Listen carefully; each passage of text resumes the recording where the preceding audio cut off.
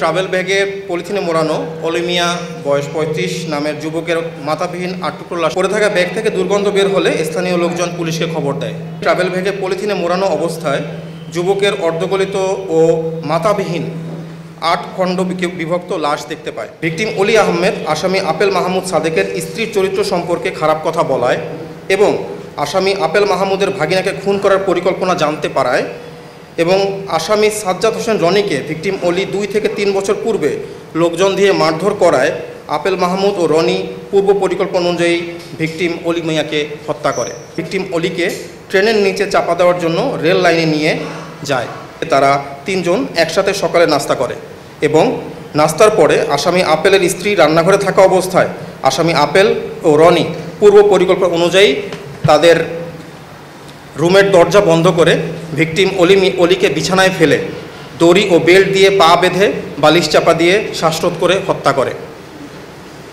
পরে তারা ভিকটিমের লাশ টয়লেটের ভিতরে রেখে দেয় এবং তারা সন্ধ্যার দিকে বাজার থেকে ছুরি, কস্টেপ, কালো ব্যাগ ইত্যাদি নিয়ে আসে এবং ২১ তারিখ রাত অনুমানিক ১১:৪৫ থেকে ১২০০ ঘটিকার সময় লাশটাকে টয়লেটের ভিতরে রেখে আসামি আপেল ও রনি বিভিন্ন অংশে টুকরো করে এবং কালো পলিথিনের ভিতরে প্যাকেট করে টয়লেটের সানসেটের উপরে লুকিয়ে রাখে। ট্রাভেল ব্যাগে পলিথিনে মোড়ানো অলিমিয়া বয়স ৩৫ নামের যুবকের মাথাবিহীন ৮ টুকরো লাশের হত্যা রহস্য উন্মোচন এবং এর সাথে জড়িত মূল হোতাসহ ২ জনকে আটকের বিষয়ে মিডিয়া ব্রিফ করতে যাচ্ছে।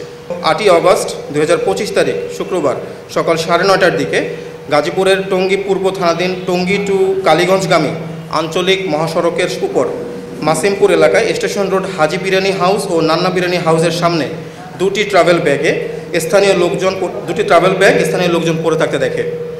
পড়ে থাকা ব্যাগ থেকে দুর্গন্ধ বের হলে স্থানীয় লোকজন পুলিশকে খবর দেয়। পুলিশ ঘটনাস্থলে এসে ব্যাগ খুলে ট্রাভেল ব্যাগে পলিথিনে মোড়ানো অবস্থায় যুবকের অর্ধগলিত ও মাথাবিহীন ৮ খণ্ড বিভক্ত লাশ দেখতে পায়। পরবর্তীতে তথ্য ও প্রযুক্তির সহায়তায় নিহত ব্যক্তির নাম পরিচয় শনাক্ত করা হয়। নিহত ব্যক্তির নাম অলি মিয়া, বয়স ৩৫, পিতা মৃত সুরুজ মিয়া, ঠিকানা গ্রাম করিমপুর, শুক্কুর আলী মাস্টারের বাড়ি, থানা নরসিংদী সদর, জেলা নরসিংদী।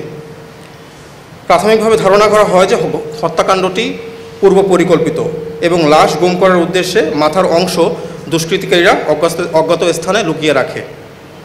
নিহতের স্ত্রী শাহনা আক্তারের ভাষ্যমতে গত ৪ অগস্ট ২০২৫ তারিখ হতে ৬ অগস্ট তারিখ পর্যন্ত নিহত অলি মিয়ার নাম্বারের যোগাযোগের চেষ্টা করলে নিহত ভিকটিম অলি মিয়া কল রিসিভ করেননি। পরবর্তীতে সর্বশেষ ৬ অগস্ট তারিখ দুপুর ২টার দিকে কল দিলে নিহত ভিকটিম অলি মিয়ার মোবাইল বন্ধ পাওয়া যায় এবং ৮ই অগস্ট তারিখ অলি মিয়ার স্ত্রী মৃত্যু সংবাদ পান।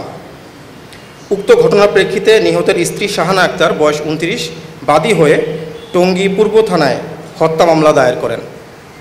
এর পরপরই উক্ত ক্লুলেস হত্যাকাণ্ডের ঘটনায় আসামিদের গ্রেপ্তারের জন্য র্যাব 1-এর আভিযানিক দল, CPC 2-এর আভিযানিক দল বিষয়টি আমলে নিয়ে মূল পরিকল্পনাকারীকে ধরার জন্য ছায়া তদন্ত শুরু করে।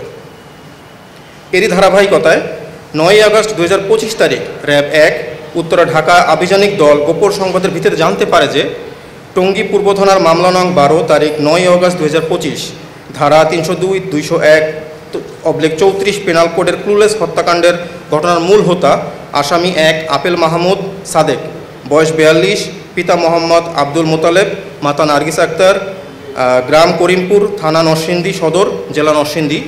আসামি ২ সাজ্জাদ হোসেন রনি, বয়স ২৫, পিতা মজনু মিয়া, গ্রাম করিমপুর, ১ নং ওয়ার্ড মোতালেব মিয়ার বাড়ি, পোস্ট করিমপুর, থানা নরসিংদী সদর, জেলা নরসিংদী। এবং আসামি ৩ শাওন বেগম, বয়স ৩২, স্বামী আপেল মাহমুদ সাদেক, গ্রাম করিমপুর, পোস্ট করিমপুর, থানা নরসিংদী সদর, জেলা নরসিংদীগঞ্জ, চট্টগ্রাম জেলার সীতাকুণ্ড থানাধীন জঙ্গল সালিমপুর এলাকায় অবস্থান করছে।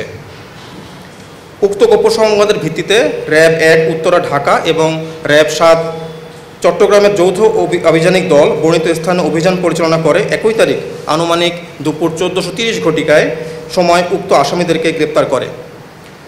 প্রাথমিক জিজ্ঞাসাবাদে ক্লুলেস মার্ডার মামলার মূল হোতা আপেল মাহমুদ সাদেক নিহত অলি মিয়াকে হত্যার বিষয়টি স্বীকার করে। গ্রেপ্তারকৃত আসামিদের নিকট হতে ৩টি মোবাইল ফোন, 3টি সিম কার্ড, নগদ ১৫০ টাকা উদ্ধার করা হয়। উল্লেখ্য যে মামলার মূল হোতা আপেল মাহমুদ সাদেকের নামে ঢাকা রেলওয়ে থানায় মামলা আছে। ঢাকা রেলওয়ে থানার মামলা নং 1 তারিখ 2রা ডিসেম্বর 2022 ধারা 369/411 পেনাল কোড। হত্যাকাণ্ডের কেন করেছে তার বর্ণনায় জানা যায়, ভিকটিম অলি আহমেদ আসামি আপেল মাহমুদ সাদেকের স্ত্রীর চরিত্র সম্পর্কে খারাপ কথা বলায় এবং আসামি আপেল মাহমুদের ভাগিনাকে খুন করার পরিকল্পনা জানতে পারায় এবং আসামি সাজ্জাদ হোসেন রনিকে ভিকটিম অলি 2 থেকে 3 বছর পূর্বে লোকজন দিয়ে মারধর করায় আপেল মাহমুদ ও রনি পূর্ব পরিকল্পনা অনুযায়ী ভিকটিম অলি মিয়াকে হত্যা করে। আসামি আপেল মাহমুদ ও রনি পূর্বে একাধিকবার ভিকটিম অলিকে ট্রেনের নিচে চাপা দেওয়ার জন্য রেল লাইনে নিয়ে যায়। এমনকি হত্যাকাণ্ডের দিন অনুমান 6 আগস্ট 2025 তারিখ সকাল 5:30 দিকে ভিকটিম অলিকে হত্যার জন্য আসামি আপেল মাহমুদ ও রনি রেল লাইনের উপরে নিয়ে যায়। পরবর্তীতে ওই সময় ট্রেন না আসায় অলি, আপেল, রনি আবার আপেলের বাসায় ফেরত চলে আসে। একই দিনে আনুমানিক সকাল 10:30 দিকে তারা 3 জন একসাথে সকালে নাস্তা করে এবং নাস্তার পরে আসামি আপেলের স্ত্রী রান্নাঘরে থাকা অবস্থায় আসামি আপেল ও রনি পূর্ব পরিকল্পনা অনুযায়ী তাদের রুমের দরজা বন্ধ করে ভিকটিম অলিকে বিছানায় ফেলে দড়ি ও বেল্ট দিয়ে পা বেঁধে বালিশ চাপা দিয়ে শ্বাসরোধ করে হত্যা করে। পরে তারা ভিকটিমের লাশ টয়লেটের ভিতরে রেখে দেয় এবং তারা সন্ধ্যার দিকে বাজার থেকে ছুরি, কস্টেপ, কালো ব্যাগ ইত্যাদি নিয়ে আসে এবং একই তারিখ রাত অনুমানিক 11:45 থেকে 1200 ঘটিকার সময় লাশটাকে টয়লেটের ভিতরে রেখে আসামি আপেল ও রনি বিভিন্ন অংশে টুকরো করে এবং কালো পলিথিনের ভিতরে প্যাকেট করে টয়লেটের সানসেটের উপরে লুকিয়ে রাখে। এ সময় আপেলের স্ত্রী শাওন বারান্দায় বসে পাহারা দেয়। আসামিরা গত 7 আগস্ট 2025 তারিখেও লাশ বাহিরে ফেলার জন্য কোনো প্রকার সুযোগ পায় না। পরবর্তীতে লাশ হতে গন্ধ বের হলে গত 8 আগস্ট 2025 তারিখে সকাল আনুমানিক 5:56 ঘটিকার সময় আসামি আপেল ও রনি উক্ত পলিথিন ভর্তি লাশ ব্যাগে করে একটি অটোরিকশা যোগে বাসা থেকে টঙ্গী স্টেশন রোডের দিকে যায়। ওখানে গিয়ে হাজি বিরিয়ানি এবং নান্না বিরিয়ানি হাউসের সামনে ফেলে রেখে চলে যায়। গ্রেপ্তারকৃত আসামির বিরুদ্ধে আইনগত ব্যবস্থা বর্তমানে প্রক্রিয়াধীন রয়েছে।